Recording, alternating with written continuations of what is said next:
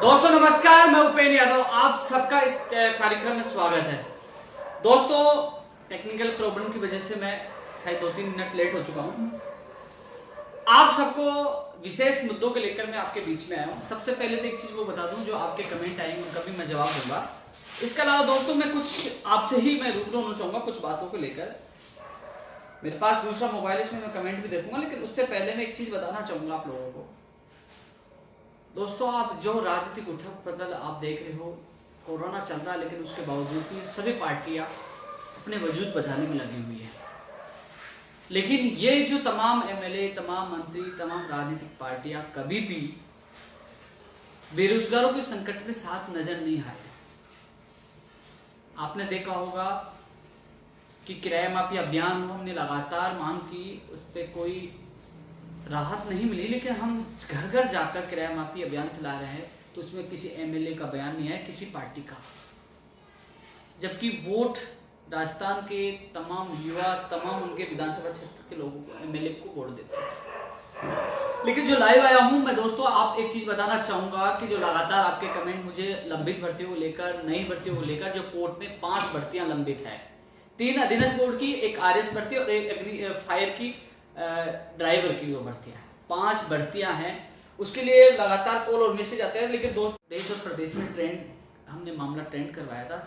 उन सभी साथियों को जो रीट के अभ्यर्थी थे, एलडीसी के अभ्यर्थी थे, वो मेरी बहनें जो एनएम की हैं, जीनम 2013 के भाई, कृषि प्रेक्षक, तमाम लड़कों, सभी साथियों को मैंने कहा था कि आप सहयोग करना। ट्रेंड रहा, क्योंकि ट्रेंड का मतलब केवल सरकार की नजरों में है कि हाँ ये मामला ज्वलंत है, इस पर मामला हल होना चाहिए। और इसी चीज को लेकर हम लगातार, आपने देखा होगा, आरएस वाले भी हो, चाहे कृषि प्रेक्षक हो, चाहे कोई सी भी हर भर्ती को, चाहे एनएम जीएनएम की बहनें हो, तमाम लोग।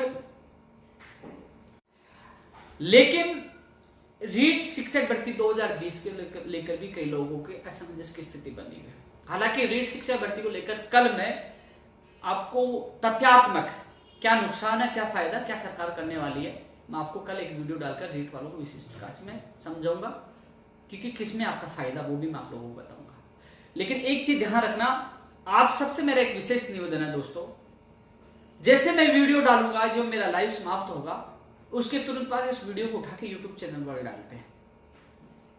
मैं उनके कभी कॉपीराइट नहीं लगाता, क्योंकि हमारा मैसेज लाखों बेरोजगारों तक पहुंचता है।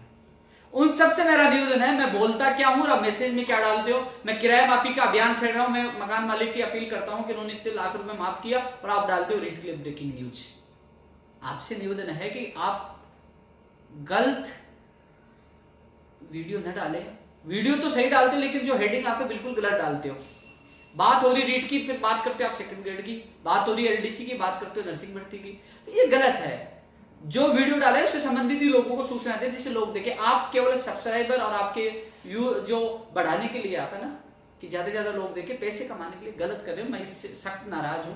मुझे मजबूरी में देखो कॉपीराइट लगाने के लिए मजबूर होना पड़ेगा, क्योंकि काफी लोगों की शिकायत आती है। मैं कई बार खुद देखने लग जाता हूँ कि यार मैं बोल क्या रहा हूँ और लिखते क्या है, बड़ी घोषणा, ये घोषणा। अरे मैं आप लोगों के लिए प्रयास करता रहता हूँ। कई लोगों के कमेंट, मैं जो कमेंट आए उनका भी जवाब दूंगा, लेकिन मैं आप लोगों से निवेदन करना चाहूंगा, आप सोचिए, प्रदेश के तमाम लोग, अभी 250 लोग देख रहे हैं, 270 के करीब लोग देख रहे हैं, धीरे धीरे जुड़ रहे हैं, कि कोरोना महामारी में सब लोग घर पड़े हैं। मैं जयपुर पड़ा हूं, अब चाहे किराया माफी, वो भी हमारे भाई बहन है, जो ज्वलंत मुद्दा है, लोग परेशान कर रहे हैं, लोग सामान रख रहे हैं। आज मेरे पास एक मुद्दा सामने है कि बोले कि मकान मालिक ने मेरे 1 किलो का घी और मेरा सिलेंडर जो गैस था, हालांकि सिलेंडर उनका था, लेकिन गैस वो भी जब्त कर ली।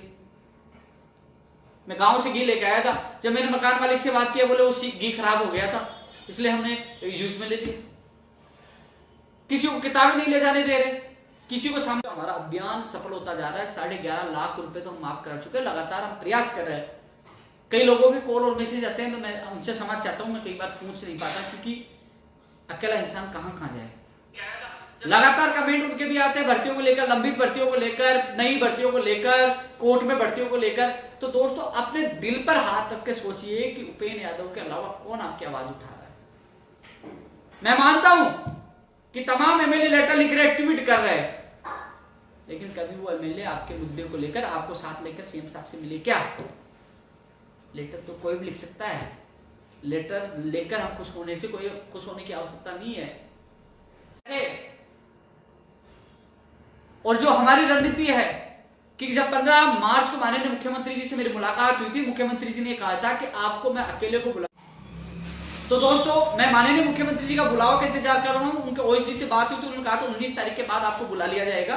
पहले कोरोना में बिजी थे, अब राज्यसभा चुनाव में बिजी है। मुझे माननीय मुख्यमंत्री जी पूरा विश्वास है, एक बार उनसे मुलाकात करके और सारी जो लंबित भर्तियां हैं आपके सामने, हर भर्ती की डिटेल मैंने भेजी है, मुझे पता है। नई भर्तियों को मुझे पता है, चाहे ऊर्जा विभाग हो, चाहे जो इंतजार कर रहे हैं ITI वाले कर रहे हो, जो तमाम मुझे हर भर्ती का पता है, लंबित भर्तियों का पता है, मुझे आंकड़े आज भी याद है। मैं मजबूती से आपकी बात रखूंगा, ऑलरेडी रख चुका हूं। कई लोग तो ऐसे भी है कि वीक ब्रेकिंग न्यूज रीड के लिए हमने ये बताया, अरे भाई मेरा फेसबुक पेज उठा के देखिए, मेरे यूट्यूब पे वीडियो देखिए, जब फर्स्ट ग्रेड का आंदोलन चला था तभी शिक्षा मंत्री जी से बात हो गई थी, उस समय उन्होंने क्या बताया था मैंने बता दिया सबसे पहले। और जो कांग्रेस सरकार आई उससे पहले उपेंद्र यादव राजस्थान बेरोजगार एकीकृत महासंघ कांग्रेस के कार्यालय में बैठ के समर्थन दिया था। घोषणा पत्र में भर्तियों को लेकर विसंगतियां रीट की दूर हो वो हमने डलवाया था। आज उन्हीं पे पुनर्विचार किया जा रहा है, वेटेज हटा रहे क्योंकि वेटेज से अयोग्य लोग लग रहे थे, फर्जी लोग लग रहे थे, हटाने से राजस्थान के बेरोजगारों को मौका मिला है। कॉमर्स को अभ्यर्थियों को शामिल कर देने से कॉमर्स के अभ्यर्थियों को मौका मिल रहा है। बीए के आधार पर बीएड करने वालों के लिए भी हम मांग कर रहे हैं, हम पद बढ़ाने की भी मांग कर रहे हैं, क्योंकि बाद में जब हम मेहनत करते हैं उसका परिणाम मिलता है कि लोग कॉपी पेस्ट करने वाले आ जाते हैं कि देखो हमने ये किया। उनको ये पता नहीं कि घोषणा पत्र में डलवाने वाला कौन था, मंत्री से मीटिंग करके समझौता करने वाला कौन था, सीओ में मीटिंग करने वाला कौन था। लोग नए नए आते लेकिन उनको पता नहीं है। जो व्यक्ति संघर्ष को नहीं जानता है वो मेरी फेसबुक पे आए और 2012 से लगातार फेसबुक पे सर्च करिए, आपको पता लग जाएगा कि रोज कौन मांग उठाता, कौन जेल जाता था, कौन लट खाता था, कौन आपके लिए संघर्ष करता है। लेकिन दुर्भाग्य यह है कि एक इंसान और मुद्दे अनेक है। आप सोचिए, भर्तियां चल रही है, लगातार आपकी भर्तियों की मांग उठा रहे, लंबित भर्तियां पूरी हो, नई भर्तियां आए, तमाम मुद्दे हैं। लेकिन सबसे बड़ा मुद्दा जो वर्तमान में मेरी कई बार तो मुझे भी दुख होता है कि जो मकान मालिक और बेरोजगार को बीच में झड़प होती है। कई ऐसे समझदार है जो 7-7 लाख रुपए माफ कर रहे हैं, 1,90,000 माफ कर रहे, 80,000 माफ करे, 66,000 माफ कर रहे, प्रयास तो कर रहे हैं ना। 11,50,000 से ज्यादा हमने किराया अभी तक माफ कराया और कोशिश करें लगातार जा रहे हैं, क्योंकि वो भी आपके साथी हैं।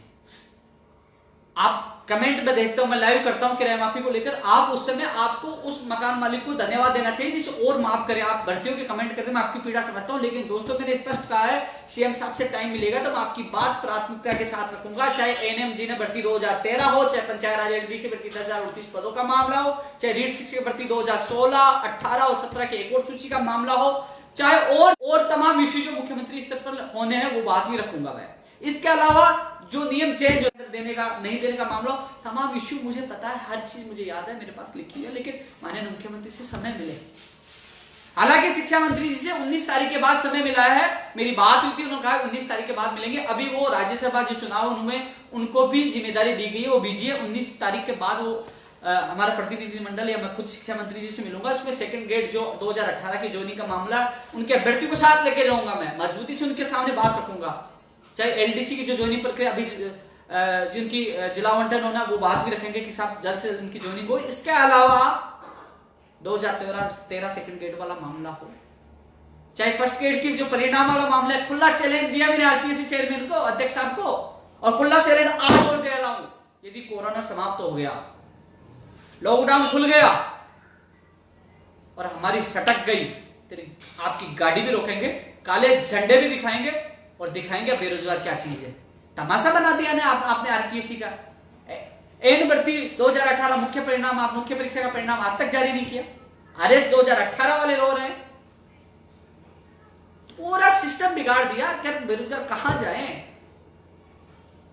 दीपक उत्पेदी जी, खुला चैलेंज है आपको, अध्यक्ष महोदय जी, अभी समय है, भर्तियों का कैलेंडर जारी करें। जो स्कूल व्याख्याता भर्ती परीक्षा 2018 मुख्य परीक्षा का परिणाम जारी करे और भर्तियों का कैलेंडर जारी करे। आपके पास आरएस की अभ्यर्थना या तो पूछी नहीं है, पूछने वाले उसकी भी विज्ञप्ति जारी करे, नहीं भर्ती की भी।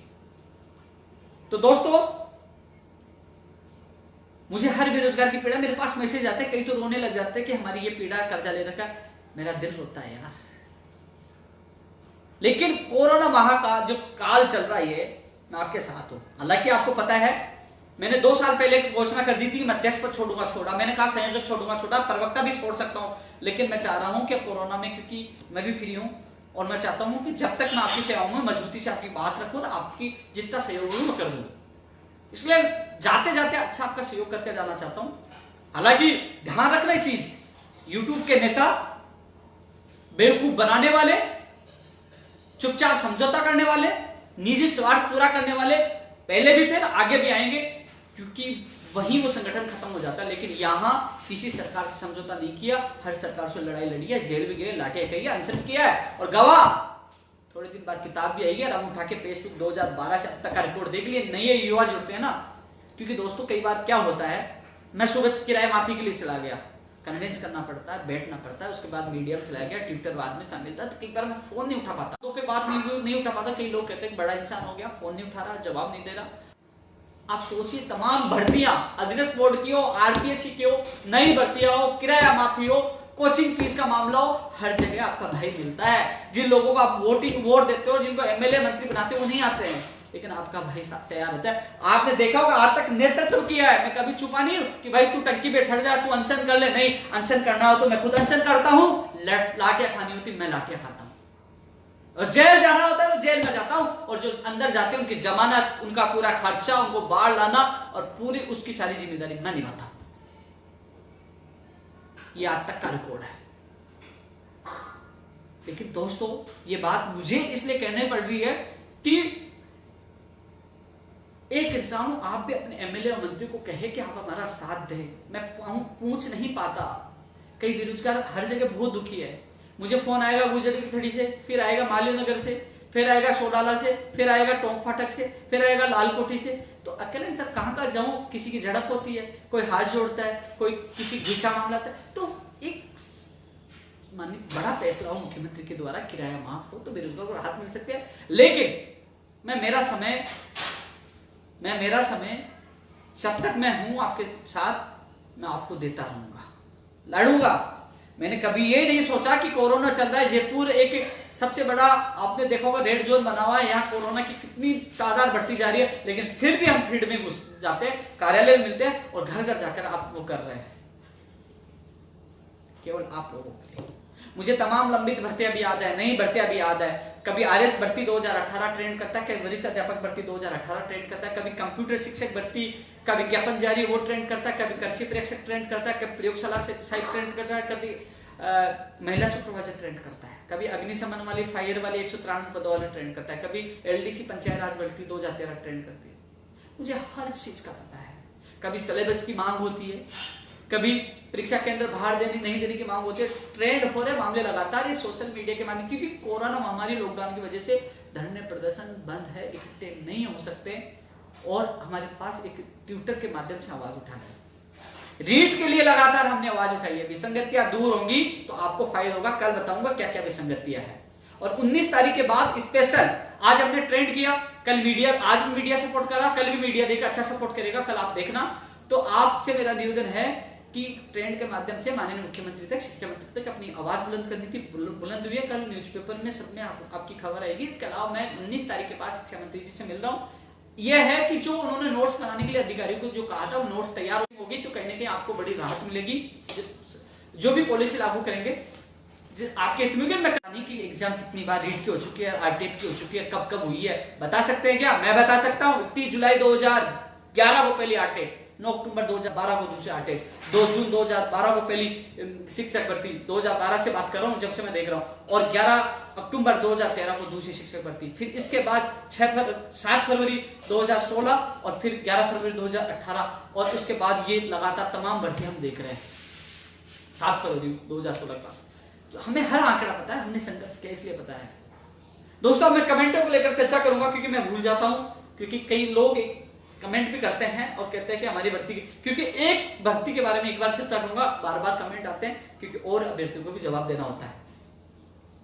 लैब असिस्टेंट की ज्वाइनिंग, दोस्तों 3 भर्तियां जो कोर्ट में अटकी पड़ी है अधीनस्थ बोर्ड की, एक आरएस भर्ती और जो फायर वाली जो 193 जुलाई में, उसके कुछ चर्चा मैं जुलाई में करूंगा। उनका अभ्यर्थियों के लिए मैं साथ जाऊंगा, जितनी जो एडवोकेट सबसे मिलूंगा मैं सहयोग करूंगा, उनको वादा किया है पूरा सहयोग। लेकिन मैं इन 4 भर्तियों की बात कर रहा हूं। मैं भी हमेशा मानता था, मैंने देखा है कि सरकार की लापरवाही है, लापरवाही है, लेकिन इस बार मैं खुद मानता हूं सरकार की लापरवाही नहीं है। क्यों नहीं है? क्योंकि मैं खुद मिलके आया था, मैंने खुद ने बात की थी। और आरएस भर्ती और इसके अलावा जो 3 भर्तियों में एडवोकेट जनरल को सरकार ने किया था, राज्य सरकार के सबसे बड़ा एडवोकेट है, उन्होंने सरकार ने किया था। यदि सरकार भर्ती को सुलझाना नहीं चाहती तो वो एडवोकेट जनरल को नहीं करते। लेकिन ऑनलाइन जो सुनवाई हो रही, नंबर नहीं आया, क्योंकि ऑफलाइन में तो एडवोकेट जाके जज साहब से रिक्वेस्ट कर लेते हैं। जज साहब से मुलाकात नहीं हो पाती, वो केवल रजिस्ट्रार से मुलाकात करते हैं, निवेदन करते हैं। और रजिस्ट्रार से मुलाकात करके निवेदन भी किया, लेकिन जज साहब ने तारीख नहीं दी। एक इसमें 3 भर्तियों में तो नंबर नहीं आया और आरएस में तारीख नहीं मिली, 10 तारीख को तो केस लिस्टेड नहीं हुआ। तो दोस्तों मैं खुद जाता हूं, मैं खुद मिलके आया हूं, मैंने हर चीज बारीकी से देखी है। जब सरकार पॉजिटिव है, एडवोकेट जनरल को किया है, तो कहीं ना कहीं हमें पॉजिटिव रहना चाहिए, आने वाली सुनवाई का इंतजार करना चाहिए। क्योंकि मैं जानता हूं दुर्भाग्य है, आपका इंतजार मैंने देखा, आपकी पीड़ा देखी, लेकिन अब क्या करें। ऑफलाइन होता तो निवेदन कर लेते, लेकिन ऑनलाइन निवेदन नहीं किया जा रहा। लेकिन उन्होंने यही कहा कि छुट्टियों के बाद, उन्होंने कहा पहले प्रयास करेंगे, लगता है वो तो कोशिश करें, नहीं लगता है छुट्टियों के बाद हम पहले, जैसे आरएस में 20 जुलाई है तो उससे पहले यानी कि 29 जून से हम कोशिश कर देंगे जल्द से जल्द सुनवाई के लिए मेंशन करवा के। क्योंकि कोर्ट खुलेगा तो एडवोकेट जनरल साहब जाके रिक्वेस्ट कर लेंगे या आरपीसी का एडवोकेट जाके रिक्वेस्ट कर लेगा। वही स्थिति जो 3 भर्तियां हैं, जो प्रयोगशाला सहायक हो, कृषि प्रेक्षक हो, महिला सुपरवाइजर हो। तो आप सबसे निवेदन है, आपको विश्वास है मेरे ऊपर, मैंने आपका साथ दिया है। कोई कह रहा है कि इसमें एडवोकेट जनरल नहीं किया, तो आने वाले सुनवाई में पता देख लेना। एडवोकेट जनरल के लिए भाग रहे हैं, मुझे पता है, मैंने आपके लिए मेहनत की, एडवोकेट जनरल साहब को करवाया, और फिर बाद में सुनवाई नहीं तो दुख हमें भी होता है। आशा में भी कि हाँ हमारी मेहनत कामयाब होगी, लेकिन देर है, अधेर नहीं, जल्दी आप लोगों को सफलता मिलेगी, मैं आपके साथ रहूंगा। फर्स्ट ग्रेड के लिए एप्लीकेशन लिखी है, खुली चेतावनी दी है। कल मैं एक बार सीएम से के लिए और जो एएन भर्ती 2018 मुख्य परीक्षा का परिणाम के लिए, उन्होंने जो पिछली बार लेटर दिया था, संबंधित अधिकारियों ने ये कहा था कि इस महीने में आपका परिणाम आ जाएगा, अभी महीना बाकी है। लेकिन फर्स्ट ग्रेड के लिए भी पूरी ताकत लगाएंगे, एएन भर्ती के परिणाम के लिए ताकत लगाएंगे। और यदि लॉकडाउन हट गया, कोरोना समाप्त हो गया, तो आरपीएससी अध्यक्ष की खैर नहीं है, फिर हम सब मिलकर आगे आपका भाई रहेगा, चाहे लाठी पड़े चाहे जेल हो, पीछे आप रहोगे, फिर देखेंगे। लेकिन तब तक तो इंतजार ही करना पड़ेगा, हाथ हमारे बंधे हुए हैं। लेकिन उन तक पूरी खबर पूछ रही है, क्योंकि मैं टेक कर रहा था ट्वीट, आरपीएससी अध्यक्ष मोदी जी के पास पूछ की है, मांग करे कि कैलेंडर तो जारी हो, मांग करे परिणाम तो जारी हो, तो उनको पता है सब 2016 एसआई भर्ती का भी इंटरव्यू बाकी है, वो भी दुख है। तो हर चीज उन तक पहुंचा दी है। अब या तो वो या हम, इंतजार है कोरोना समाप्त होने का। पंचायत राज एलडीसी भर्ती मैंने भी बताया, माननीय मुख्यमंत्री से मुलाकात होगी तो मुझे आपकी भर्ती का पता है दोस्त, मैं आपकी पीड़ा समझता हूँ। 10,029 पदों पे है। सारी शिक्षक की मैंने बात रखी थी, दोबारा और रख दूंगा। जूनियर अकाउंटेंट 2013 की वेटिंग के लिए भी लगातार लोगों को कॉल मैसेज आ रहे हैं। दोस्तों जूनियर अकाउंटेंट 2013 की वेटिंग के लिए उन्होंने व्यक्ति की कहूंगा कि एक बार कोरोना समाप्त हो जाए, मैं सीएम जा नहीं सकता, फोन पे बात हो रही है, मैं आप सबको साथ ले जाकर सीएम सचिव से मिलाकर आपकी बात करूंगा, मजबूती से आपकी बात रखूंगा, आपके सामने ही बात रखूंगा। वैसे एक बार कोरोना समाप्त हो जाए मैं आपके साथ जाऊंगा, मैं बता करता हूँ। हाँ सचिन भाई, पीटीआई वेटिंग की भी मैं बात रख दूंगा। रीट लेवल 2-1 2018 कोर्ट में राजेंद्र कहर से मेरी लगातार बात होती है। अभी जो न्यूज सिक्कर में छपी थी वो पूरी डिटेल मैंने और राजेंद्र भाई दी थी, आपकी आवाज हमने मिलकर मीडिया का सहारा लेकर बोल की है, आगे भी साथ देंगे। सेकंड ग्रेड के लिए भैया 19 के बाद जा रहे हैं ना, कमेंट बहुत पास चल रहे हैं यार। कंप्यूटर शिक्षक भर्ती के लिए आज ट्रेंड भी होता है, मैं 19 तारीख के बाद शिक्षा मंत्री से मुलाकात होगी, एक अभ्यर्थी को साथ ले जाऊंगा, मैं बात आपकी शिक्षा मंत्री के सामने मजबूती से रखूंगा। भाई कमेंट बहुत पास चल रहे हैं यार। संस्कृत डिपार्टमेंट की एक तो सेकंड ग्रेड की प्रक्रिया बाकी है, वो भी बात रखेंगे। अरे एक एलडीसी भर्ती जो जिनको संस्कृत एजुकेशन जो डिपार्टमेंट मिला है, वो भी बात मैं कल आपकी बात मजबूती से रखूंगा, एलडीसी वालों कह रहा हूँ, कल बात रखूंगा। कल जो कुछ इश्यू हैं, जो सीएमओ के जो अधिकारी है, सचिव साहब है, उनसे बात करके कल अर्जेंट मैटर तो मैं मुख्यमंत्री साहब से मिलकर रखूंगा। और जो शिक्षा मंत्री स्तर के हैं वो 19 तारीख के बाद शिक्षा मंत्री से मिलकर 13 मैंने कहा था टेक्निकल प्रॉब्लम हो सकती है, हो गए, लेकिन आपके इंतजार खत्म होने वाला है, ये वीक आपके लिए खुशखबरी लेकर आएगा। कल मैं एआरडी विभाग के अधिकारियों से बात करके, आपको पता है लगातार मैं आपके ग्रुप में ऑडियो या मैसेज डालकर सूचित कर दे रही, या ट्विटर पे मैं ट्वीट करके सूचित कर देता हूँ। हो सके तो कल मैं शाम तक या दोपहर सुबह आपको अच्छी खबर दे दूंगा, पूरा प्रयास करूंगा आपके लिए। आरपीएससी एलडीसी भर्ती 2013 317 जो अभ्यर्थी है, यानी कि अब तो 233 है, फॉरम 233 है, उनके लिए कल मैं आपको अपडेट देता हूँ। राजस्थान पुलिस भर्ती 2018 पीटीआई भर्ती देखो, जुलाई के उन्होंने कहा था जुलाई अगस्त में आपकी एग्जाम प्रस्तावित है, यदि कोरोना सही होता है। कोरोना बढ़ता है तो आपको पता है कि जुलाई में नहीं होगी, लेकिन कोरोना के ऊपर सब डिपेंड है, चाहे पटवारी भर्ती हो चाहिए हो। अधीनस्थ बोर्ड की जो छोटी परीक्षा है, फार्मासिस्ट और पुस्तकालय अध्यक्ष है, वो इसी साल होगी। बड़ी परीक्षा है इस साल के एंड में, अगले साल ही प्रारंभ हो पाएंगी। स्टेनोग्राफर के लिए सीएम फाइल गई है दोस्तों। सच यही है कि मेरी सीएम सचिव साहब से बात नहीं हुई, कल मैं बात करूंगा। कल स्टेनोग्राफर भर्ती की भी फाइल के लिए बात करूंगा। सबसे पहले मैंने आप लोगों को बता दिया था, लेकिन मैं कई बार क्या होता है जानबूझ के इसलिए बात नहीं करता कि जैसे मैं पोस्ट डालता हूँ लोग कॉपी पर कहते कि वहाँ फाइल गई, तो उन लोगों को मौका दिया जाता है कि भाई तुम बात करके निकलो। उनके 2-3 दिन निकल गए, कल मैं बात करता हूँ और आपका प्रोसेस बढ़ाता हूँ, जल्द से जल्द फाइल निकलवा कर पूछाने की पूरी कोशिश करता हूँ।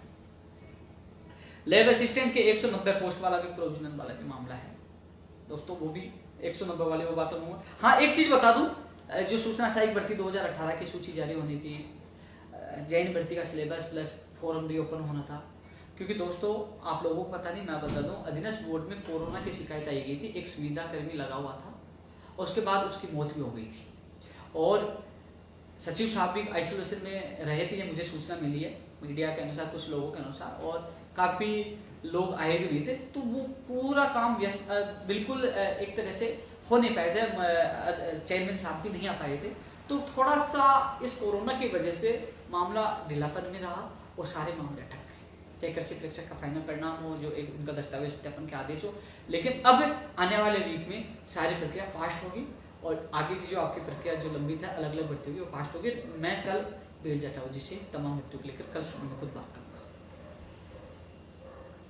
LDC 587 नहीं बोला रमेश भाई, गगन भाई को पूछो, लेकिन इस पे फैसला माने मुख्यमंत्री जी को लेना है। आपने अपने प्रयास कर लिया सब अधिकारियों से मिलकर, लेकिन अब मुख्यमंत्री जी से टाइम मिले तो मैं आपके साथ, आपको लेकर मैं खुद मजबूती से बात रखूंगा। मुझे पता आपकी पीड़ा, एक ही बात पर लगातार के,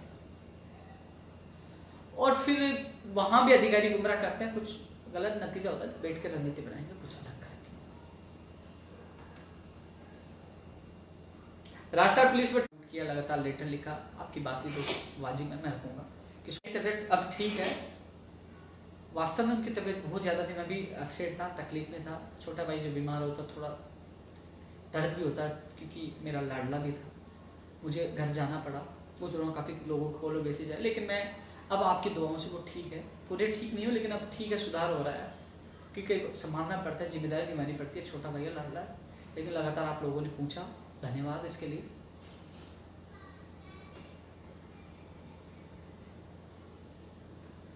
हाँ, एक रेडियोग्राफर के लिए कई लोगों ने, रेडियोग्राफर की बात थी क्या, लैब टेक्नीशियन की बात थी, किसी लैब टेक्नीशियन की बात थी, कई लोगों ने कहा था कि या रेडियोग्राफर की थी। एक बार वो लोग मुझसे मिलेंगे, मैं थोड़ा कंफ्यूज हूँ। उन्होंने कहा कि 2 जुलाई, ये 15 दिन का समय दे रहे हैं और 2 जुलाई को पता नहीं, 3 जुलाई को उनका वो कुछ होना बाकी था, उसके बाद वो योग्य हो जाएंगे। तो मैं, आप मुझसे मिलना, तारीख बढ़े ना बढ़े, क्योंकि आप किसी बेरोजगार के साथ गलत नहीं हो, लेकिन ये जरूर मांग रखेंगे इनको भी मौका दिया जाए, क्योंकि गलती उनकी है। 2 साल का कोर्स 5 साल में नहीं करा पा रही, विभाग की लापरवाही है। तो इन लोगों के भविष्य के साथ न खेला जाए। कई लोग कहेंगे कि इनका साथ क्यों दे रहे, तो आप सोचिए 2 साल का कोर्स 5 साल में नहीं हो रहा, एग्जाम समय पे नहीं हो पा रही, उनकी क्या गलती है। 2 साल में उनका कोर्स हो जाता है, उनको मौका मिलता है, तो इसलिए सच का साथ देना मेरा फर्ज है, आपका फर्ज है।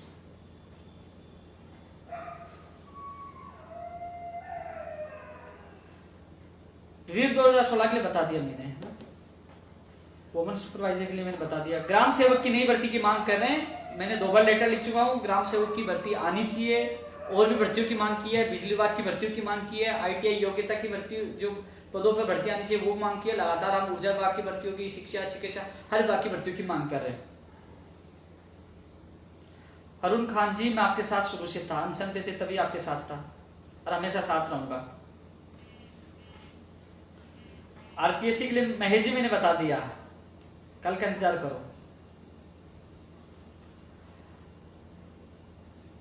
मोटर वाहन उपनिरीक्षक भर्ती फुटबॉल बन चुकी, कभी RPSC कभी अधीनस्थ बोर्ड, अब RPSC, तो इसका भी रास्ता निकलवाना पड़ेगा कि निर्णय ले।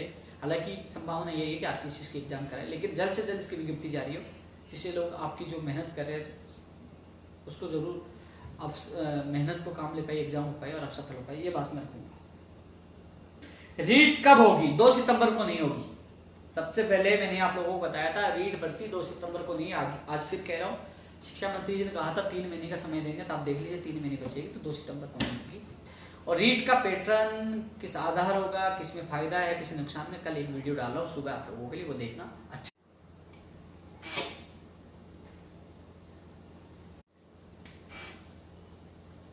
एनएम भर्ती 2013 बहनों से मैंने कहा था एक बार माननीय मुख्यमंत्री जी से मैं मिल लेता हूँ। लाइव कैसे रुक गया भाई?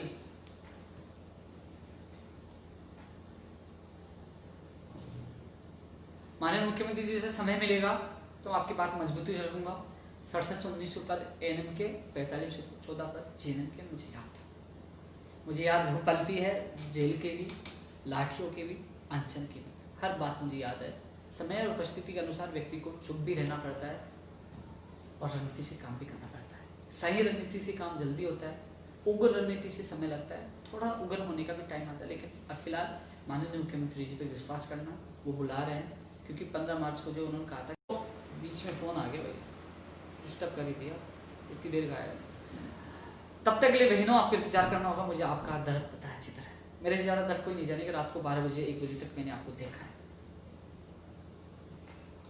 फ़ोन आने से डिस्टर्बेंस हुआ भाई, लाइव ही रुक गया।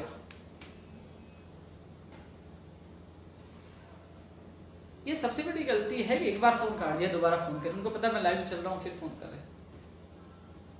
रामजिलाल जी मुकदमे, एक व्यक्ति का मैंने 3 बार फ़ोन काटा है, वो बार बार फ़ोन कर रहा है। कई लोग, उनकी पीड़ा होती है, समझना मुझे पड़ेगा, आपको समझना पड़ेगा। लेकिन आपसे ये कहना चाहूँगा कि जितना प्रयास मुझसे होगा मैं करूँगा। लेकिन उन भाइयों से मेरा निवेदन है, एक तो यूट्यूब पे गलत हेडिंग न डाले।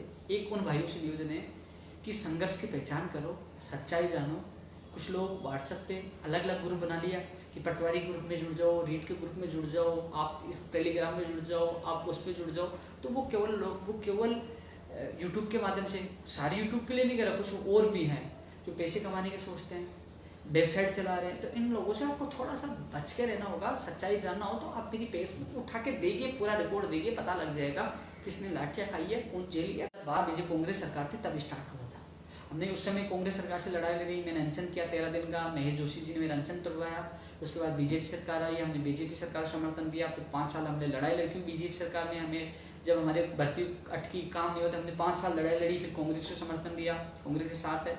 फिर कुछ अधिकारियों की लापरवाही दी, कुछ मंत्रियों की लापरवाही दी, फिर हमें अनशन करना पड़ा, फिर लाठीचार्ज हुआ, जेल गए। उसके बाद माननीय मुख्यमंत्री जी ने खुद मॉनिटरिंग की, हमें विश्वास दिलाया, मिले। तो देखो माननीय मुख्यमंत्री जी पॉजिटिव है। जहां तक माननीय मुख्यमंत्री जी पे, जब वो पॉजिटिव तो हम विश्वास करेंगे, मुख्यमंत्री जी के साथ हैं। जो सियासी क्रम जो चल रहा है, मुख्यमंत्री जी हम आपके साथ हैं। हमें विश्वास है कि आप प्रदेश के बेरोजगारों को न्याय प्रदान करेंगे। जिस प्रकार आप नई भर्तियों की घोषणा कर रहे हैं, और भी करने वाले हैं, जिस प्रकार एलडीसी भर्ती 2018 को जल्द से जल्द पूरी कराने में तो ले, तो हम चाहते हैं कि जो तमाम लंबित तक आप बेरोजगारों के लिए सोचते रहोगे, उनके लिए काम करते रहो। क्योंकि अन्य राज्यों में तो भर्ती प्रक्रिया रोक दी, यूपी, महाराष्ट्र, कई हरियाणा में तो कह दिया कि थोड़े दिन तो इस पर ब्रेक लगेगा। लेकिन राजस्थान में प्रक्रिया थोड़ी चल तो रही है, क्योंकि कुछ लोगों को राहत तो मिल रही है। तो इसलिए हम आपके साथ हैं। इसके अलावा दोस्तों, बस इंतजार माननीय मुख्यमंत्री जी से मिलने का है, शिक्षा मंत्री से मिलने का है। मैं अगले लाइव में जुड़ूंगा। लेकिन जो तमाम भारी राज्यों का कोटा कम है, वो भी मुझे याद है, रीट का वीडियो मैं कर डालूंगा। इसके अलावा दोस्तों, किराया माफिया अभियान में मकान मालिकों से मैं निवेदन कर रहा हूँ, लगातार आप लोगों के लिए प्रयास कर रहा हूँ। लेकिन किसी का कॉल और मैसेज का जवाब नहीं दे पाए तो गलत ना समझे। एक इंसान कभी अधिकारी, कभी कोर्ट के एडवोकेट के पास हूँ, कई बार किराया मकान मालिक के पास, कभी किसी बेरोजगार के पास, कभी किसी के पास, कभी फैमिली प्रॉब्लम।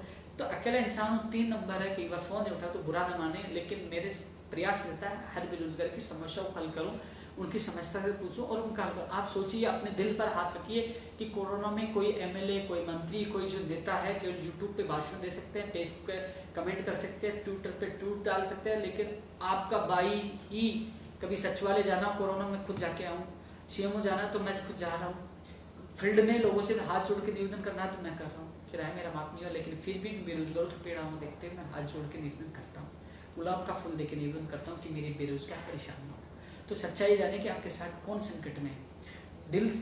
दिल सबके होता है, सबको डर भी लगता है कि हाँ यार, मैं कोरोना ना हो जाए, मेरे साथ गलत ना हो जाए। लेकिन फिर भी मुझे डर नहीं है, मेरी जान बेरोजगारों के लिए है। मेरी जान भी चली जाए तो मैं पीछे नहीं हटूंगा। मेरा सपना यही है कि सिस्टम में सुधार हो, बेरोजगारों को समय पे रोजगार मिले। क्योंकि जो भर्तियाँ लंबित होती हैं, कैलेंडर उनका जारी नहीं होता है, समय पे रोजगार नहीं मिलता है, तो उसके लिए लड़ाई हमारी जारी है कि समय पर उनको रोजगार मिले, भर्ती परीक्षा में गलती करने वाले अधिकारियों के खिलाफ कार्रवाई हो, बाहरी राज्यों को कोटा कम हो। तमाम भर्तियों को लेकर हम लगातार प्रयास करते रहेंगे, चाहे लंबित हो, चाहे नई हो, चाहे किराया माफी का अभियान हो, चाहे अब आने वाले समय में जो कोचिंग फीस वाला मामला है वो भी हम उठाएंगे। और खुला चैलेंज है, हालांकि कोचिंग वाले समझदार है, लेकिन जिन लोगों ने फीस ले ली उस फीस में यदि कोचिंग नहीं करवाया और यदि तो उस कोचिंग में ताला लगाने का काम हम करेंगे, किसी भी हालत में बर्दाश्त नहीं करेंगे। इसलिए कोचिंग फीस को लेकर भी बेरोजगार चिंतित ना रहे। अगले वीडियो में मैं फिर मिलूंगा। जय हिंद, जय भारत।